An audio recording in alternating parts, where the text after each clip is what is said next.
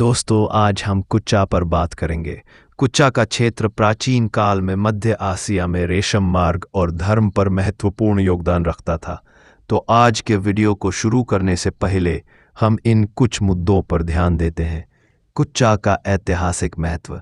कुच्चा की उत्पत्ति, भौगोलिक और ऐतिहासिक परिप्रेक्ष्य, धर्म और आध्यात्मिक जीवन, भाषा और साहित्य, संस्कृति और कला, भित्तिचित्र, संगीत, स्थापत्य, प्राचीन सामाजिक व्यवस्था, पतन के कारण, विदेशी आक्रमण, इस्लाम का प्रभाव, व्यापार मार्ग का क्षरण, आधुनिक काल में कुच्चा, सामाजिक और सांस्कृतिक स्थिति। चीन और भारत के बीच फैले मध्य एशिया में एक ऐसा ही अद्भुत नगर था, कुच्चा। आज यह नगर चीन के शिनजियांग प्रांत जिनजियांग में स्थित है, लेकिन प्राचीन काल में यह कुचिन या कुशा के नाम से जाना जाता था। यह केवल एक नगर नहीं था, बल्कि संस्कृति, धर्म और कला का संगम था। यहाँ भारतीय बौद्ध धर्म की गूंज थी, तो मध्य एशियाई परंपराओं की झलक भी। ग्रीक और ईरानी प्रभाव भी यहाँ महसूस किए जा सकते थे। कुचा ने न केवल व्यापार को बढ़ावा दिया, बल्कि बौद्ध धर्म के प्रसार में भी केंद्रीय भूमिका निभाई। भारत से बौद्ध भिक्षु जब चीन की ओर यात्रा करते थे, तो उनका पहला बड़ा पड़ाव यही नगर होता। यही कारण है कि कुचा की गुफाएं, भित्तिचित्र और ग्रंथ आज भी विश्व धरोहर के रूप में देखे जाते हैं। आज कुचा भले ही अपनी पुरानी चमक खो चुका हो, परंतु इसका इतिहास हमें यह बताता है कि सभ्यताएं केवल तलवार से नहीं, बल्कि ज्ञान, कला और संस्कृति से भी जीवित रहती है। कुचा की उत्पत्ति को समझने के लिए हमें भौगोलिक स्थिति और ऐतिहासिक पृष्ठभूमि दोनों पर ध्यान देना होगा। भौगोलिक स्थिति। कुचा त्यान शान पर्वतमाला के दक्षिणी हिस्से में स्थित था। यह इलाका रेशम मार्ग का केंद्रीय बिंदु था। उत्तर में रूस और मंगोलिया की सीमाएं, दक्षिण में तिब्बत और भारत, पश्चिम में फारस और पूर्व में चीन। इन सब के बीच कुचा एक पुल की तरह काम करता था। इस भौगोलिक स्थिति ने कुचा को 3 प्रकार की विशेषताएं दी। व्यापारिक महत्व। यह नगर रेशम, मसाले, घोड़े और कीमती धातुओं के व्यापार का केंद्र था। सांस्कृतिक आदान प्रदान। यहाँ ग्रीक, फारसी, भारतीय और चीनी संस्कृतियों का संगम हुआ। धार्मिक केंद्र। बौद्ध धर्म जो भारत से चीन तक फैला, उसने कुचा को अपना प्रमुख ठिकाना बनाया। ऐतिहासिक पृष्ठभूमि। कुचा का उल्लेख हमें प्राचीन ग्रंथों में मिलता है। चीनी यात्री हुएनसांग ने 7वीं शताब्दी में जब भारत यात्रा की, तो उन्होंने कुचा का वर्णन बड़े विस्तार से किया। उन्होंने लिखा कि यहाँ की जनसंख्या हजारों में थी और लोग बौद्ध धर्म को गहराई से मानते थे। इसके अलावा तोचारियन भाषा के प्राचीन ग्रंथ भी कुचा से प्राप्त हुए हैं, जो इस नगर की उत्पत्ति और सांस्कृतिक धरोहर का प्रमाण है। यह भाषा इंडो यूरोपीय परिवार से संबंधित थी, जिससे यह सिद्ध होता है कि यहाँ के लोग भारत और यूरोप दोनों से सांस्कृतिक रूप से जुड़े हुए थे। कुचा का प्रारंभिक विकास। इतिहासकार मानते हैं कि कुचा की स्थापना लगभग 2री शताब्दी ईसा पूर्व में हुई होगी।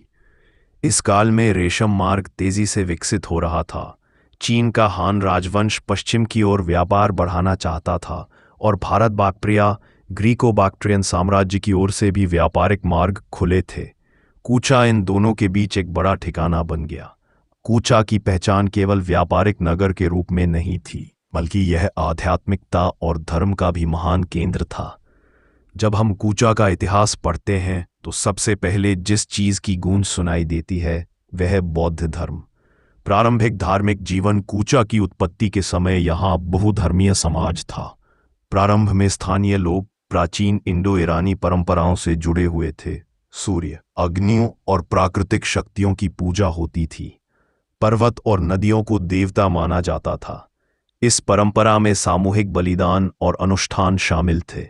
लेकिन 2री शताब्दी ईसा पूर्व के बाद धीरे धीरे बौद्ध धर्म यहाँ प्रवेश करने लगा। यह धर्म भारत से कश्मीर, गांधार और तक्षशिला होते हुए रेशम मार्ग के जरिए। कुचा में बौद्ध धर्म का प्रभाव इतना गहरा था कि यह नगर उत्तर पश्चिमी बौद्ध धर्म का मुख्य केंद्र बन गया। यहाँ कई विहार और गुफा मंदिर बने, जिनमें सबसे प्रसिद्ध हैं किजिल गुफाएं। इन गुफाओं में आज भी सुंदर भित्तिचित्र मौजूद हैं, जिनमें बुद्ध, बोधिसत्व और जातक कथाओं का चित्रण मिलता है। विशेष रूप से ध्यान देने योग्य बात यह है कि इन चित्रों में भारतीय शैली और मध्य एशियाई कला का अनोखा संगम देखने को मिलता है। आध्यात्मिक जीवन और समाज। कुचा के लोग बौद्ध धर्म को केवल पूजा पाठ तक सीमित नहीं मानते थे। उनके लिए यह जीवन की मार्गदर्शक धारा थी। बौद्ध भिक्षु यहाँ शिक्षा और ध्यान का वातावरण बनाते थे। व्यापारियों और यात्रियों को यहाँ आश्रय और सुरक्षा मिलती थी। स्तूप और विहार समाज में एकता और आध्यात्मिक ऊर्जा का केंद्र होते थे। कुचा ने कई महान बौद्ध विद्वान और अनुवादक दिए। इनमें सबसे प्रसिद्ध थे कुमारयान। वे कुचा के राजकुमार थे जिन्होंने बाद में चीन जाकर बौद्ध ग्रंथों का चीनी भाषा में अनुवाद किया। आज भी चीन में बौद्ध साहित्य पर उनका गहरा प्रभाव है। अन्य कई भिक्षुओं ने संस्कृत और तोचारियन भाषाओं में ग्रंथ लिखे और उन्हें संरक्षित किया। धार्मिक उत्सव और लोक परंपरा। कुचा में धार्मिक जीवन केवल विहारों तक सीमित नहीं था। यहाँ लोक परंपराएं और उत्सव भी बहुत लोकप्रिय थे। वसंत और शरद ऋतु में बड़े धार्मिक जुलूस निकाले जाते थे। संगीत और नृत्य के साथ बुद्ध की स्तुति गाई जाती थी। यात्रियों और व्यवसायियों को भोजन और वस्त्र दान करने की परंपरा थी। अन्य धर्मों का प्रभाव। यद्यपि बौद्ध धर्म यहाँ का प्रमुख धर्म था, परंतु कुचा में मनी धर्म, मनिकिज्म और नेस्टोरियन ईसाई धर्म के भी कुछ अनुयायी थे। यह दर्शाता है कि कुचा धार्मिक रूप से सहिष्णु समाज था। संगीत शैली। धार्मिक गीत, बुद्ध और बोधिसत्व की स्तुति, लोकगीत, जीवन, ऋतु और प्रेम से जुड़े गीत, नृत्य के साथ सामूहिक गायन। चीनी प्रभाव। तांग राजवंश, टैंग डायनेस्टी के दरबार में कुचा की गायिकाएं और वादक बहुत लोकप्रिय थे। इससे चीनी संगीत पर गहरा प्रभाव पड़ा। स्थापत्य और मूर्तिकला। कुचा का स्थापत्य बौद्ध विहारों और गुफाओं पर केंद्रित था। गुफा मंदिर, किजिल गुफाएं, कुमतुरा गुफाएं और सुभाषी मंदिर इसके उदाहरण हैं। गुफाओं को ध्यान और पूजा के लिए बनाया जाता था। इनमें मुख्य कक्ष, भित्तिचित्र और स्तूप होते थे। मूर्तिकला। बुद्ध और बोधिसत्व की मूर्तियां यहाँ के लोगों की गहरी धार्मिक आस्था को दर्शाती हैं। मूर्तियों में गंधार और मथुरा शैली का मिश्रण मिलता है।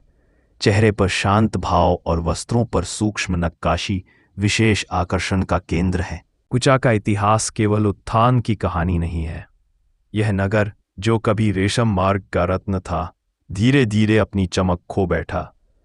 इसके पतन के पीछे कई राजनीतिक, धार्मिक और आर्थिक कारण रहे। अग्री विदेशी आक्रमण। तुर्क और गुमंतु जातियां। 6वीं से 8वीं शताब्दी के बीच तुर्क और अन्य गुमंतु जातियों ने बार बार कुचा पर आक्रमण किया। ये जातियां घुड़सवार और योद्धा थीं, जो नगरों को लूटकर आगे बढ़ जाती थीं। कुचा की समृद्धि उनके लिए आकर्षण का केंद्र थी। चीनी प्रभुत्व। तांग राजवंश ने 7वीं शताब्दी में कुचा को अपने अधीन कर लिया।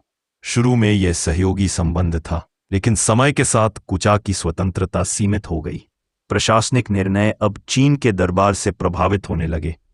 इस्लाम का प्रभाव। 8वीं के 9वीं शताब्दी के दौरान मध्य एशिया में इस्लाम का उदय हुआ। अरब और तुर्क सेनाओं ने मध्य एशिया में बौद्ध और स्थानीय राजाओं को पराजित करना शुरू किया। धीरे धीरे बौद्ध धर्म पीछे हटने लगा और इस्लाम प्रमुख धर्म बन गया। मठ, गुफाएं और विहार खाली होने लगे। कई स्थानों पर भित्तिचित्र और मूर्तियां नष्ट कर दी गईं। समुद्री व्यापार का विकास। अरब और भारतीय व्यापारी समुद्र मार्ग से सीधे चीन और यूरोप से जुड़ने लगे। इससे स्थल मार्ग की अहमियत कम हो गई। राजनीतिक अस्थिरता। रेशम मार्ग के नगरों पर बार बार आक्रमण और युद्ध होने लगे। व्यापारी असुरक्षित महसूस करने लगे और उन्होंने अन्य मार्गों का चयन करना शुरू कर दिया। स्थानीय अर्थव्यवस्था का पतन। व्यापार घटने के कारण कुचा की समृद्धि कम हो गई। विहार और कलाकारों को मिलने वाला सहयोग बंद होने लगा। अब प्राकृतिक और आंतरिक कारण। भौगोलिक कठिनाइयां। रेगिस्तानी और पहाड़ी इलाके होने के कारण यहाँ जीवन हमेशा कठिन था। समय के साथ जल स्रोत कमजोर हुए और कृषि प्रभावित हुई, जिससे असंतोष फैला। 10वीं 12वीं शताब्दी तक कुचा की पुरानी पहचान लगभग समाप्त हो चुकी थी। गुफाएं और मंदिर खंडहर बन गए। भित्तिचित्रों पर समय और उपेक्षा की चोटें पड़ी। लोग धीरे धीरे नए धार्मिक और राजनीतिक ढांचे में समाहित हो गए। अब इतिहास की परतों में छिप गया। समय के साथ ये नगर बदला, समाज बदला और इसकी पहचान भी नए रूप में ढल गई। वर्तमान भौगोलिक स्थिति कुचा चीन के शिनजियांग प्रांत का एक हिस्सा है। यह तियान शान पर्वत की दक्षिणी तलहटी और तारिम बेसिन के उत्तरी किनारे पर बसा है। लेकिन प्राचीन नहरों और सिंचाई प्रणालियों के कारण कृषि संभव वर्तमान समाज रही है। आज कुचा का समाज मुख्यतः उइगुर मुस्लिम जनसंख्या पर आधारित है। धर्म यहाँ इस्लाम प्रमुख धर्म है। मस्जिदें और धार्मिक विद्यालय समाज का केंद्र हैं। बौद्ध धर्म अब केवल ऐतिहासिक अवशेषों और पर्यटन तक सीमित है। जनसंख्या और जातीयता उइगुर समुदाय बहुसंख्यक है। हान चीनी, कज़ाक और अन्य अल्पसंख्यक भी यहाँ रहते हैं। प्राचीन तोखारियन जाति पूरी तरह विलुप्त हो चुकी है, पर उनके अवशेष आज भी सांस्कृतिक धरोहर में जीवित है।